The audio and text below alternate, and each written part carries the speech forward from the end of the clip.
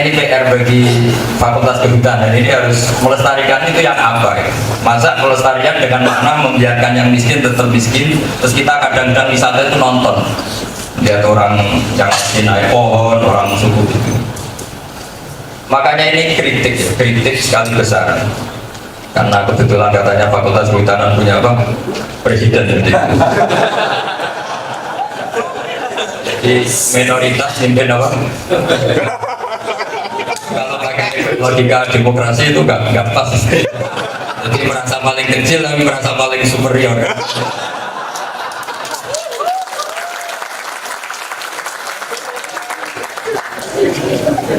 Saya termasuk kiai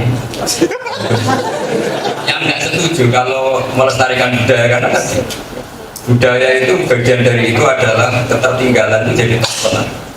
Kadang orang melihat pakai koteka, pakai manusia, pohon, pakai apa itu dia katanya meneruskan apa budaya. Hazanah yang saya baca dalam kitab-kitab itu begini, Irian itu namanya Irian, itu Urian itu bahasa Arab. Jadi dulu ketika khilafah Abbasiyah namanya Harun al-Rasyid sekitar tahun 200 kira-kira ya 800 Masehi, itu rival-rival politiknya atau penjahat itu dibuang. Dulu pembuangan namanya tadrib kalau dalam bahasa Arab pengasihnya. Mereka kalau bahasa Arab kan Indonesia karena mereka belum tahu Indonesia dan memang belum ada Indonesia. Itu namanya Asyikul Abad atau Asyikul Aqsa Timur Jawa. Ketika dibuang di sana melihat orang-orang telanjang pakai koteka, terus orang mereka bilang Urian dalam bahasa Arab itu telanjang. Terus ya jadilah Irian Jaya. Itu marganya itu Al-Qadir, sebagian ada yang Al-Qadir. Sehingga di sana itu banyak orang Arab, termasuk siapa itu yang biasa jubirnya Pak Presiden itu. Termasuk Maria Al-Qadiri yang sekarang pernah jadi presiden di Timur Leste. Makanya Irian ini unik. Jadi ya seperti itu, tapi banyak yang turunan Arab. Jadi mengkaji budaya itu terutama menurut saya sebagai kiai itu budaya bagian yang dikembangkan itu budaya bagian. Karena orang sampai cari hiburan yang nggak benar atau bahasa agamanya maksiat, saya tetap pakai konsisten bahasa kiai karena ini budaya saya. Nanti kalau saya pakai bahasa Jawa nanti jadi orang gunung itu. Tapi budaya itu harus kita kelola, kita perhatikan. Sehingga dalam khazanah kita nomor satu hidup itu harus baik. Caranya gimana ya? Mensyukur yang sudah termasuk kita sebagai minoritas harus. Karena kalau fakultas ini tidak sehat itu punya alibi, kan kita minoritas. Makanya enak, jadi orang kecil itu enak. Tapi kalau kita jadi orang besar, semua kesalahan akan ditimpakan. Jadi kalau kecil itu kan disubsidi pantas, dipikir orang lain pantas. Baru kanya apa? Saya dulu itu nggak sekolah formal, saya tidak punya gelar. Dulu, tapi saya senang. Jadi kalau nganggur ya pantas nggak punya gelar.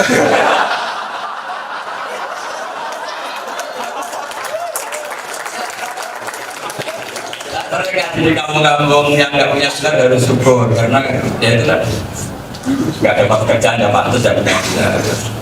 Harusnya dipikir yang punya gelar ini. Tapi problem Indonesia kadang yang punya gelar itu dipikir yang nggak punya gelar. Karena misalnya orang pelaku pasar itu kaya raya padahal dia ada sarjana itu, terus mensampati yang gelarnya SD karena ada dapat pekerjaan karena dia sekolah terus ya jadi praktisi ekonomi. Yang satu kerja terus sampai jadi orang. Maka di Indonesia itu unik, banyak orang nggak punya gelar, mungkin yang punya. Saya juga gitu, saya belajar tafsir terus menerus. Kadang yang saya pimpin itu seorang dokter tafsir atau profesor tafsir karena mereka belajar terus nyari gelar, saya belajar tafsir terus. Akhirnya cepat pinter saya.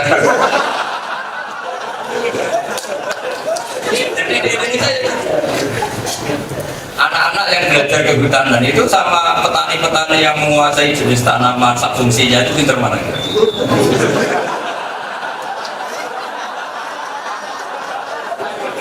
Meskipun ilmu mereka ini autodidak, misalnya gini, oh pohon ini beracun, kok tahu? Oh tetangga saya habis makan mas. Jadi kalau teliti jelek, oh jamur ini beracun, kok tahu? Tetangga saya habis makan itu. Kalau nanti manfaat juga gitu, tetangga saya miskin, tiap hari makan ini ya hidup. Makanya Saya ini termasuk kiai pembela kaum bodoh. Itu terkenal di mana-mana. Sampai saya agak dimarahi Gus Jadi orang bodoh kok dibela. Karena saya ini trauma. Trauma kadang kepinteran itu ya kepinteran itu satu. Makanya ada pepatah di hajana kita namanya inna minal ilmi la jalan. Kadang ilmu itu menjadi bodoh. Begini contohnya. Indonesia kan sering berdebat. Kalau NU itu misalnya awal Ramadan minggu, kalau Muhammadiyah, kalau Naksabandiannya Sabtu ngambil lebih awal. Jadi kan Sabtu, Minggu, orang bisa berdebat sesuai teori yang mereka yakini. Ada astronomi, anti falak, anti apa sampai teori. Tapi yang unik, teori itu dipatahkan. Saya itu punya tetangga, dia bodoh sekali kalau menurut ukuran akademis. Tapi dulu ikut buyut saya keempat, namanya Abdul Rahman. Saya ini cucunya itu tuh dari bapak saya, mbak saya sudah dari dan benar-benar warga Indonesia, buyut saya orang itu dan berjuang. Dulu buyut saya dari pasukan kemerdekaan. Keren saya ini jadi.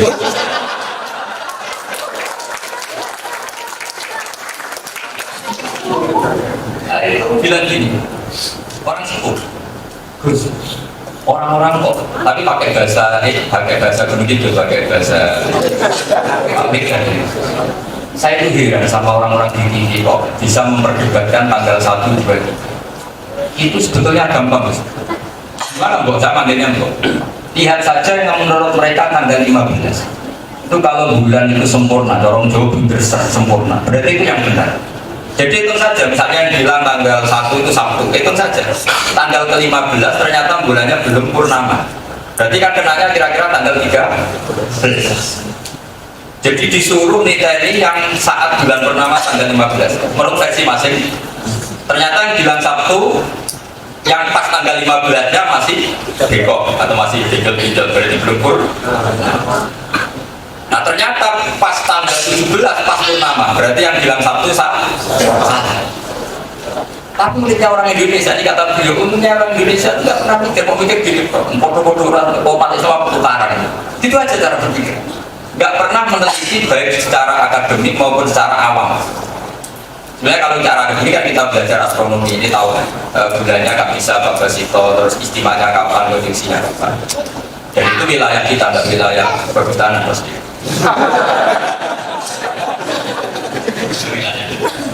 Kalau wilayah itu udah bisa, ya pakai awam tadi. Tanggal 1 hitung sampai 15, ternyata pas bulan purnama, berarti yang bilang Ahad sama Senin sama. Kan kelihatan. Artinya apa? Tuhan itu punya cara untuk menjadikan orang awam juga tahu hal-hal yang detail, yang susah. Tapi kita ini kadang umur jadi ambil ini. Makanya terus tadi kita mengatakan budaya harus dipertahankan, termasuk tadi misalnya orang-orang yang miskin di tengah kita, orang-orang kita kadang tidak cukup sosialisasi pendidikan sama mereka karena enak mereka jadi tonton.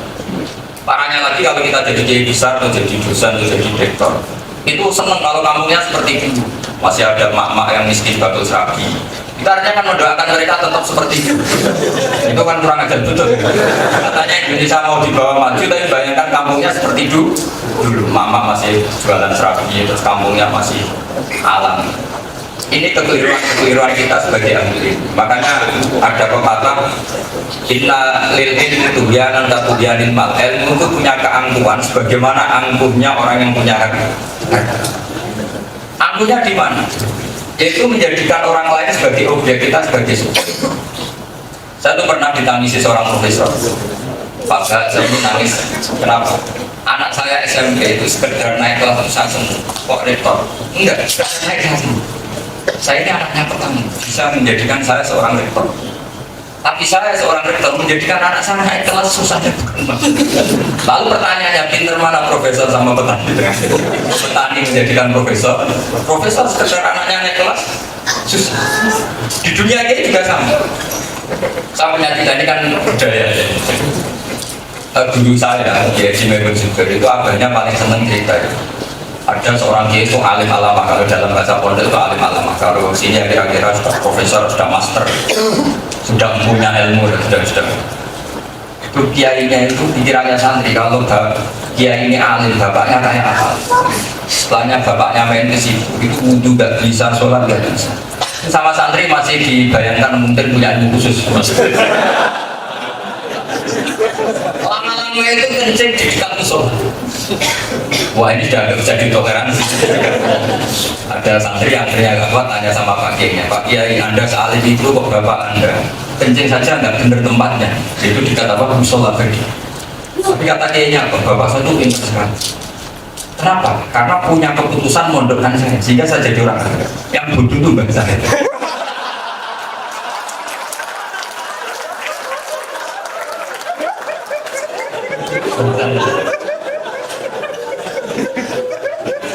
Mungkin orang-orang dulu itu simpen mungkin bala kambing keputusan terbaik adalah ketika anaknya dikuliahkan di UG. Ya betul. Tapi kadang-kadang setelah dokter, setelah itu kadang nggak mikir anak. Cara naik pangkat, cara naik alfa. Ini kan lucu. Bapaknya yang awam saja mikir caranya sekolah. Ini sudah pinter kok. Caranya naik pangkat, caranya naik alfa, caranya punya rumah banyak. Ini kan kapitalistik sekali. Sehingga dia lupa kalau anaknya ini tumbuh kembang sudah puber sudah dewasa. Tahu-tahu nggak punya metode untuk mencerna anak. Jadi makanya kritik pada ahli ini bukan hanya kepada profesor, kepada ulama sekalipun kritik. Innalil ilmi tughyanan ka tughyanil mal. Ilmu itu punya keampuhannya sendiri sebagaimana keampuhannya kita. Itu dimulai dari melihat orang lain itu objek, tidak subjek. Saat tadi Dwi bilang apapun dekatnya Menteri Pertanian, kalau petani nggak mau nanam padi mau apa? Sebetulnya kalau kita ketahanan pangan itu jasanya petani nanam padi apa jasanya Menteri Pertanian yang sering apa? Rapat 100 kali kalau petani nggak mau nanam mau apa? Jadi baru ada kearifan itu, akhirnya padi ini terjaga karena banyak nanam. Nah, kenapa mau nanam? Baru kayak goblok kalau kita nggak mau nanam.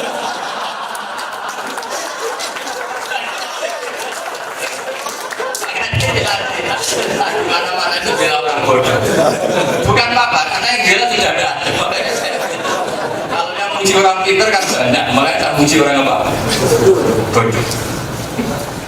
Ini penting saya utarakan supaya orang itu fair. Allah bikin semua ini ada gunanya. Subhanaka ma khalaqta hadza. Enggak ada alam raya ini enggak ada. Jadi kalau Allah ingin bikin ketahanan pangan, itu ada orang yang didesain lugu-lugu yang pikirannya nanam padi. Coba kalau mereka terpelajar terus kerja di Korea atau ke Jepang, terus tanahnya dijual untuk jalan tol habis. Makanya ini uniknya ngaji. Jadi kalau di pesantren itu unik. Pikiran itu apa ya sering di luar juga. Apalagi di dunia sufi. Saya tentu akan cerita saja saya sebagai budaya. Karena kalau saya cerita budaya dengan kalau dalam bahasa Arab namanya tasawuf atau tasawuf, mengambil wilayah orang lain. Jadi misalnya saya pura-pura tahu tentang hutan ini ngambil wilayahnya Pak Budi, nggak baik. Saya tetap ngomong sebagai ulama. Pak Budi nggak boleh ngomong sebagai ulama, gasat. Namanya gasat wilayah saya. Jadi aturan lain harus jelas. Itu orang-orang sufi, cara bahagia itu gampang sekali.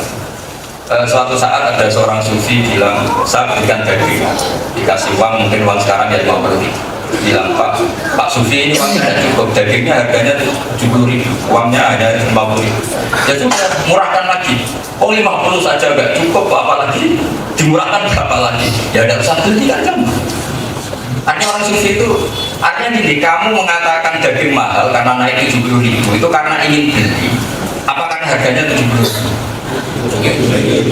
Karena ini beli, coba kalau kamu gak ingin beli kan gak yang mahal apa enggak? Sufi itu unik. Dan mungkin kalian yang di sini gak ada yang sufi, makanya gak paham.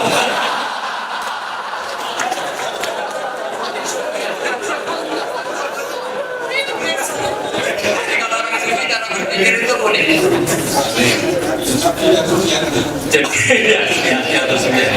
Jadi itu mewah, itu karena Alphard itu super, apa karena ini dilihat orang lain?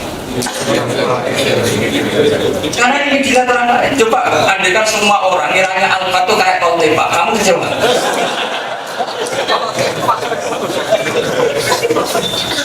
Artinya ternyata manusia ini butuh pengakuan orang. Coba misalnya artis dari Jakarta datang ke Gunung Kidul, ini sudah lihat Gunung Kidul, wah, kecewanya kayak apa? Dia bangga keartisannya karena dielulukan kan, itu artis ibu kota, pantai. Oh, itu tentang mau apa? Coba datang ke Gunung Kidul, terus orang tinggal manggil apa? Posenya bukan.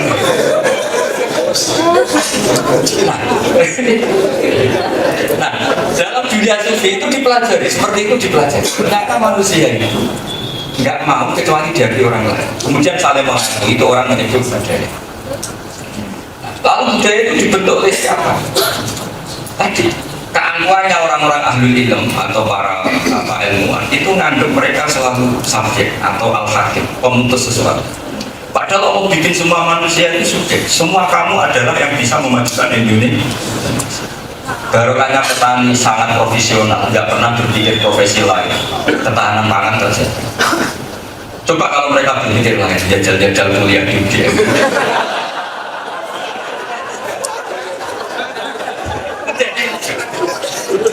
Jadi saya ulang lagi, saya itu yang muji orang pintar kan sudah banyak, makanya ada perlu ditambahin saya tak muji orang-orang bodoh saja supaya kasihan kan mereka orang tua kita, bapak kita, keluarga besar Pak, bahwa seperti ini semua itu yang barokahnya orang-orang tadi, orang-orang bodoh. Sebenarnya ada bodoh profesional itu sebenarnya.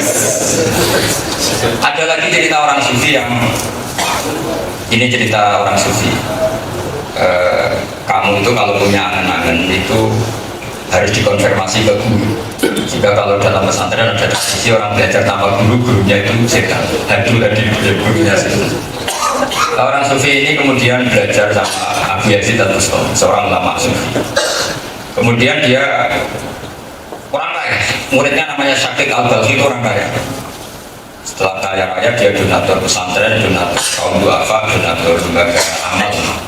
Dia pergi ke salah satu kawasan. Karena Timur Tengah itu padang pasir, ketemu burung yang patah sayapnya, patah kakinya. Ternyata dikasih makan sama burung yang waras, yang normal. Terus dia berpikir, ternyata siapa saja bisa dapat apa? Rezeki, saya tidak perlu kerja, tidak perlu kaya. Karena ternyata burung yang paling lemah pun dapat rezeki.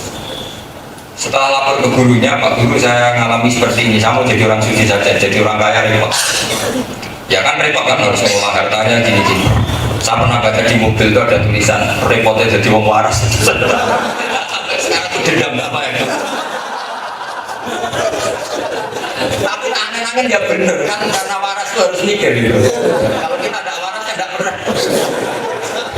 Maka jadinya itu repotnya jadi orang repot man, jadi orang waras sama orang nggak waras. Repot orang waras kan harus mikir. Singkat cerita sama gurunya terus digojlok begini. 5, kenapa kamu tidak berharap jadi burung yang memberi makan? Kenapa selera kamu ingin yang dikasih makan? Sehingga dia terus mikir, selera dikasih diberi adalah selera sebagai objek, itu selera murahan. Selera yang benar adalah kita sebagai subjek atau subjek ingin memberi. Itu pentingnya pembanding. Jadi sebelum ada kampus, ada tradisi pembanding itu di dunia pesantren itu lebih dulu. Saya punya sekian cerita, ini cerita budaya. Jadi tradisi kampus kritis, terus kalau ada dosen menghentikan atau ngomong ada pembandingnya, ada pengkritiknya, begitu juga di pengadilan agung atau di mana saja. Itu ada mulai zaman para nabi. Ini cerita budaya. Supaya tahu budaya kita. Nabi Ibrahim ketika mau meninggal, itu didatangi malaikat Israel. Saya ini pencabut nyawa, disuruh nyabut nyawa kamu. Ibrahim protes, kamu tahu gelar saya, Khalilur Rahman, orang paling dicintai Allah. Ini sembarangan. Kamu seorang-seorang mau ngambil nyawa saya ini kekasih Allah. Hubungannya apa? Kan nggak mungkin kekasih bunuh yang dikasih. Kamu nggak bener Israel. Pikirkan masa kekasih bunuh yang dikasih. Akhirnya Israel karena nggak pernah sekolah kan Israel.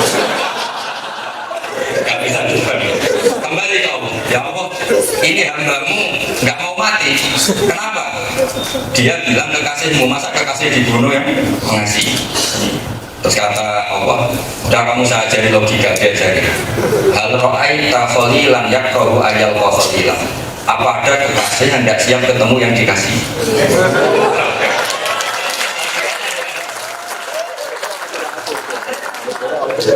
Datang Nabi apa malaikat apa? Oh logikanya ada di situ. Kamu siap nggak ketemu yang kamu kasih? Siap. Ya sudah mati. Tapi mati bener ya, pakai Israel, bukan membunuh diri, mati prosedur. Mati prosedur. Pakai Israel, kan normal lah macamnya. Jadi pembanding mulai dulu Pak. Saya berkali-kali cerita setiap ngaji saya. Ini supaya clear bahwa tradisi kampus kritis, tradisi kampus ada pikiran kedua, ketiga. Kalau di militer itu ada solusi satu A, B, C dalam kondisi darurat. Itu pesantren itu ya ada sama. Nabi Isa dan Nabi Yahya itu satu zaman, sama-sama masih muda sezaman, sama-sama orang kita. Kalau orang Barat bilang Yesus sama John, kalau orang kita bilangnya Yahya sama Isa. Itu kalau singgah di satu perkampungan, misalnya main ke Gunung Kidul atau main ke mobil, itu yang cerita tanya Nabi Yahya itu tanya gini, Aina Diyarunas, masyarakat terbaik mana? Saya mau nginep di rumah orangnya yang terbaik. Kalau Nabi Isa kebalikan, Aina Syirorunas, manusia di sini yang paling buruk ya, saya mau nginep di sini. Dua nabi besar yang sama-sama dapat orang. Akhirnya saling bertanya, kenapa kamu tanya Aina Diyarunas, harus nginep di rumah siapa? Ya kalau nginep di orang baik kan enak, itu nyaman, happy. Kan orang baik itu udah ingin bunuh, udah ingin merampok, udah ingin maling, ya enak. Kemudian Nabi Yahya tanya, kenapa kamu tanya Aina Syirorunas, mau nginep, mau berkomunikasi, bersosialisasi sama orang-orang yang buruk? Terus kata Nabi Isa, ana nabiyun di manzilatit tabib Buddha wil margo. Saya ini nabi itu kayak dokter, cari yang berpenyakit. Jadi kalau kamu pakar medis itu cari yang daerah endemik apa daerah sehat. Kalau kamu konsultasi hutanan, cari hutan yang seru apa yang nggak seru. Cari yang seru yang nggak bisa pulang. Sudah di sini kan biasa. Artinya logika itu sama-sama masuk akal. Bapak saya itu pondoknya itu tidak banyak pelaturan. Dan bapak itu tidak pernah boyong santri. Alasannya tadi, ya itu kayak bengkel. Kalau nggak siap dandani yang rusak jangan jadi. Jadi logika itu terbangun. Makanya kalau di Indonesia itu banyak tokoh yang macam-macam. Termasuk dulu misalnya Gus Dur itu ya berteman orang macam-macam. Ya tentu yang kritik banyak, yang senang ya banyak. Karena fungsi kiai itu mau dadani yang baik apa yang masih rusak. Tapi kan berteman orang rusak itu bahaya juga, bisa saja Anda ketularan. Kalau Anda tidak sehat betul, berteman sama orang yang berpenyakitan kan potensi Maka ini menjadi dua ijtihad besar, yang satu siap berteman, yang satu tidak. Dan ijtihad ini sama-sama tidak saling mengganggu. Terserah kita ila yaumil qiyamah. Kayak apa budaya itu? Keagungan itu. Makanya kalau dalam guyonan dunia kiai itu berteman orang buruk itu boleh nggak boleh. Tapi kalau dibalik bina orang yang buruk boleh nggak boleh. Bisa bina kalau berteman. Dibalik langsung bisa. Karena fakihnya seperti itu. Ya sahabat ngaji berteman orang nakal nggak boleh. Bina orang nakal boleh. Bisa bina kalau balik gitu. Sehingga itu khazanah kita, itu budaya kita. Sehingga para kiai atau para akademisi siapa saja, dari kelompok mana saja, dari golongan mana saja, itu rumusnya mesti ketemu. Ada logika yang terbangun di sini adalah sama-sama demi Indonesia. Makanya dulu ketika kemerdekaan itu dengan mudahnya partai-partai Islam mau mengakui partai-partai non-Islam asal sama-sama demi apa? Indonesia.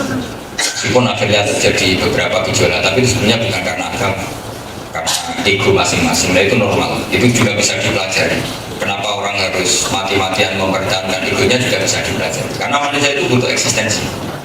Nah, kebutuhan eksistensi ini kalau tidak terkontrol dengan baik oleh kearifan itu memang akan saling gesekan. Cuma kadang orang yang mudah insaf itu kadang kita ngomelek ini yang waras ngalah. Jadi ngajak damai tapi ngomongnya itu nyelti coro Jawa itu terdiri dari sing waras apa. Tapi saya punya teori ya tentang budaya. Saya pernah baca kitab dalam kitab Minhajul Abidin karangan Imam Ghazali. Ada seorang wali yang nggak mau berteman sama dunia yang sudah rusak ini karena banyak maksiat, banyak macam-macam. Dia sembunyi di atas gunung, dia hidup menyendiri. Dia tentu tidak bisa maksiat, melihat perempuan cantik ya nggak bisa, kembar ya nggak bisa, hanya di tengah hutan. Terus umat yang ditinggal ini akhirnya malah dipimpin germo, dipimpin orang nakal-nakal karena nggak ada orang baik. Semua pemimpinnya nakal, semua selainnya nakal semua.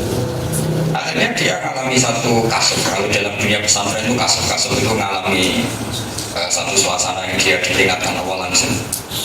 Cara orang Jawa yang maksud atau ilham. Kamu enak-enakan di sini sementara umatku akhirnya hanya punya pilihan berkawan sama orang fasik, orang nakal. Coba kalau orang-orang baik itu berani hidup di kota. Akhirnya di kota ada masjid, ada pengajian, ada kebaikan, ada lembaga penerima zakat misalnya. Akhirnya orang berpikiran zakat. Coba kalau lembaga itu tidak ada, orang punya uang, punya belanja. Nah, di sini terus kebudayaan kita adalah nerima kemasmukan.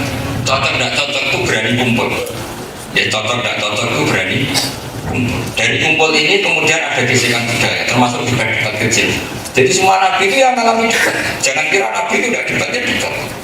Tapi logika yang terbangun itu kadang-kadang sama-sama nggak bisa ditemukan dan nggak apa-apa, tetap jadi dua istihad besar kayak tadi.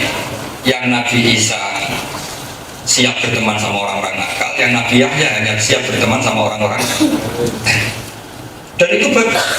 Kita punya lembaga rehabilitasi yang negara biayai orang-orang yang mantan narkoba macam-macam. Coba sekarang negara itu biayanya berapa? Gara-gara orang nakal yang di penjara banyak harus dibiayai oleh siapa? Negara. Itu salahnya siapa gitu? Gak ada yang salah. Barokahnya istihadnya para ulama, para akademisi. Mereka itu warga Indonesia harus dibiayai. Hitung saja sekarang. Yang untuk biayai rehab supaya mereka jadi orang baik lagi, sama untuk biaya guru besar atau beasiswa banyak mana kira-kira? Artinya kita jadi bangsa ini sehat. Yang normal ya kita biayai, yang tidak normal juga kita biayai. Ini cerminan dari istihad besar Nabi Isa dan Nabi siapa? Ya. Makanya saya termasuk setuju kalau ada lembaga rehab itu meskipun berbiaya tinggi, karena dulu Nabi Isa juga berkawan sama orang-orang yang macam-macam. Ada lagi ini contoh yang mungkin pas untuk Indonesia. Ada seorang wali, Habrul itu wali besar. Itu kalau punya uang itu dikasihkan sama, kira-kira kalau Indonesia itu WTS. Jadi kunjingan, wali kok bayar WTS. Tapi setelah jadi kunjingan belum selesai, hari kedua saudara sama copet. Wali kok ngamal sama copet. Hari ketiga kontroversi belum selesai, ngasih sama ini hadis sokai ada di Bukhari, ada di Muslim, itu hadis sokai ngasih orang kaya. Jadi saya cerita khazanah kekayaan kita. Kalau saya pesantren ya cerita khazanah budaya pesantren. Setelah jadi kunjingan terus wali ini kira-kira harus sekarang jumpa pers gitu. Karena jadi kunjingan terus dia bilang, saya tadi tanya sama BTS-nya, kenapa kamu jadi BTS? Karena saya butuh uang, sudah tak kasih uang, kamu jangan melakukan ini. Coba jadi tanya, kenapa kamu nyopet? Karena ini punya uang, sudah tak kasih uang, nggak bisa jadi. Karena ini orang soleh melakukan apa saja tetap benar. Coba kalau yang melakukan tidak soleh, kan pesen jasanya bayar gitu. Sama, orang tidak soleh bayar di copet, kan modalnya datang ke Jakarta, nanti saya bagiannya sekian, ini tak biaya juga gitu. Tapi berhubung orang soleh ngasih itu sebagai pengganti, kalau kamu nyopet ini dapat apa? Dapat uang, sudah tak kasih, kamu nggak usah. Jadi khazanah ta'arifan kita ini, budaya kita ta'arifannya itu bagus. Nah yang terakhir saya tidak akan lama-lama, di mana-mana dicuri itu nggak boleh lama-lama. Jadi masuk kotak itu. Yang terakhir itu ada kearifan, ini kenangan saya di GMC. Dan saya mohon jangan didengar ribet nanti. Kalau dipaksa nggak apa-apa. Kalau dipaksa itu kalau saya salah yang apa? Maksa. Umat ini digambarkan oleh Al-Quran. Yang Al-Quran ini cerita materi di Injil. Jadi Quran itu fair, ini cerita Quran, tapi Quran cerita bahwa materinya ada di Injil. Wa mathaluhum fil Injil. Itu orang yang baik adalah kayak padi. Padi itu harusnya indukan padi itu kan lebih tua, harusnya buahnya lebih dulu. Tapi padi itu nggak mau buah atau nggak mau hamil atau nggak mau bunting kecuali anak-anaknya tumbuh. Setelah anak-anaknya tumbuh bareng-bareng terus buah bareng. Itu semua ulama menafsirkan apa? Nah orang mulia kayak saya misalnya di dunia kiai itu masuk orang di dunia fakultas kehutanan termasuk orang mulia. Itu nggak mau mulia sambil nunggu anak buah selesai. Karena dengan menunggu ini ada kesetaraan. Jadi kayak pohon apa? Padi mau buah nunggu anak. Kazar in akhraja syat'ahu fa'azar. Pohon pisang ya gitu, mau buah itu harus sudah ada anak. Kalau sudah ada penggantinya siap, dia baru mau buah. Karena dia sudah tahu, kalau saya sudah buah pasti ditebang sama orang belum tidur. Sudah kenal begitu. Jadi artinya gini, ada kearifan. Nah, Indonesia mulai kacau karena tadi setelah orang jadi dosen atau jadi kiai yang dipikir itu seri mobil, rumah mewah. Ini yang menjadikan dia tidak menunggu. Jadi uangnya atau kebesarannya tidak untuk menunggu generasi berikutnya, tapi untuk euforia diri apa? Tidak boleh seperti itu. Filosofi kita harus kazarin kayak apa? Tadi. Jadi kalau mulia sambil menunggu anak-anak. Kita siapkan generasi berikut. Baru kita mau mulia. Ketika kita mulia mau finish, generasi ini sudah siap. Yang disebut tazar in akhraja syat'ahu fa'azarahu fastaqbal. Dan itu Allah cerita bahwa materi ini dari Injil, dari kitab ini. Kayak apa kearifan kita? Jika orang Jawa kuno itu kalau nasihati, com ojo entek-entekno, ngeman nek anak. Jika mereka meskipun punya rumah, bikin rumah. Meskipun mereka enggak akan menangi kurma yang ditandur atau durian yang ditandur, tetap nandur durian. Padahal umurnya tinggal 2 tahun. Itu kalau pernah sampai nandur 20 bang dilekas dia mati. Orang yang benar anak itu yang mangan. Ketika ditanya, kenapa anak itu yang mangan? Saya makan durian juga hasil tanaman buyut-buyut saya. Sekarang kalau yang kamu makan mangga itu kan tanaman juga kamu. Sekarang kamu udah nandur tuh lemah, paling merung kuah terus mati. Itu sangat egois. Kearifan bapak kita itu ternyata dididik oleh para guru-gurunya, yaitu kalau mulia nunggu generasi apa? Saya kira demikian. Assalamualaikum warahmatullahi wabarakatuh.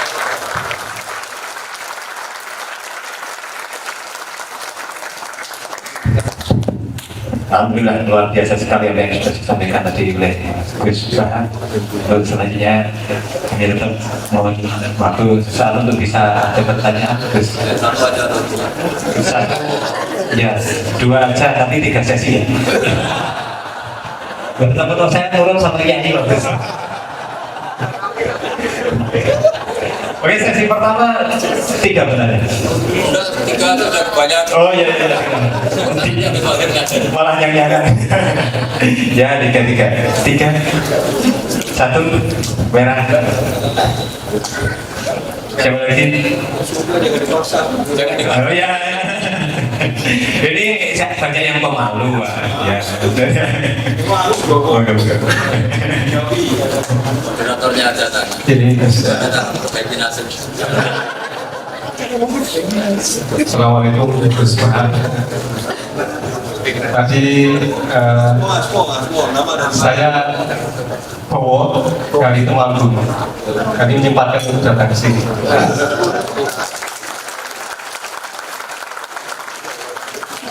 Tadi dulu masalah wali ya, yaitu mau daftar.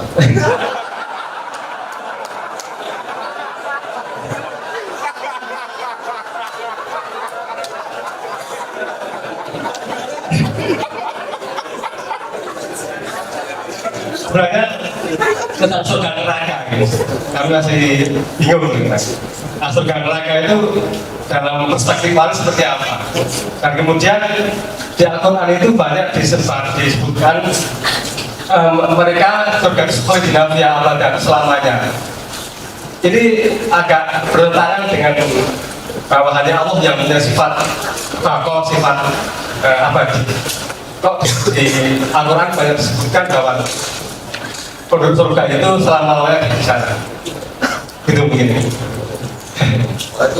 Gampang itu nanti gampang jawabnya. Langsung aja ya. Kalau tanya ini yang benar yang mana? Tadi Mas Bowo tanya, nggak ingin jadi wali itu? Kalau pertanyaannya jawabnya gampang, yang repot kalau Anda ingin jadi wali. Terus prosedurnya agak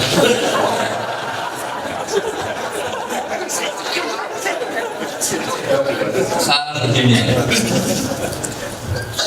Ini saya senang pertanyaan ini karena saya yakin ini nggak pernah dikaji di UGM. Kalau sama tanya, para wali melihat surga dan neraka itu bagi mereka memang nggak penting surga dan neraka karena mengimani Tuhan atau mengimani Allah itu hakikat. Saya ngaji di mana-mana bilang ibarat begini. Saya selama ini mulai kecil sampai sekarang kalau ditanya orang 1 tambah 1 ya tak jawab 2, 2 tambah 2 ya 4. Ketika saya ngomong hakikat itu tanpa presentasi saya dapat gaji apa enggak, dapat penghormatan apa enggak, karena saya hanya ingin waras. Makanya agama ini kaum yakinin bagi mereka yang waras punya. Ketika Anda tak tanya 1 tambah 1 berapa?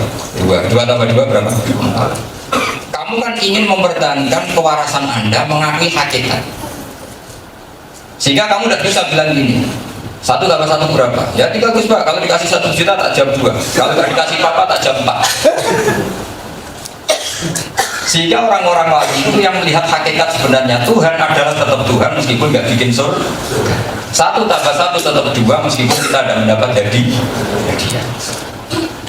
Itu syarat utama daftar wali, otaknya harus seperti itu. Cara syarat kedua, pikiran itu datang dari Anda, nggak boleh diajari.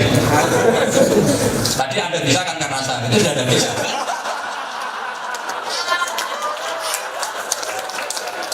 Karena itu sudah plagiat ya. Kalau di kampus masalahnya. Masalah.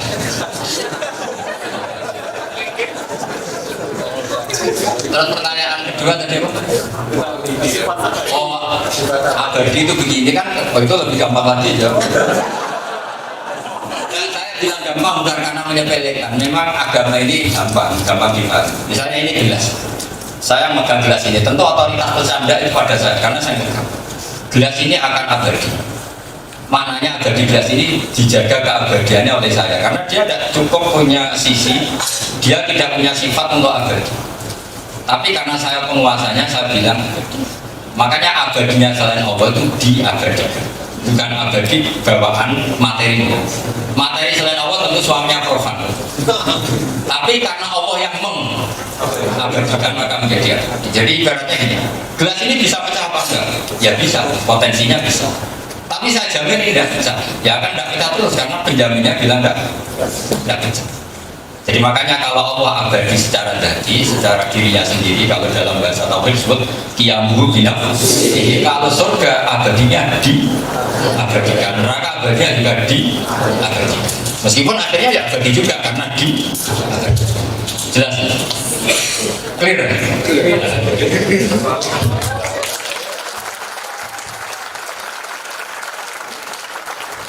Ya, 100% siap jadi wali.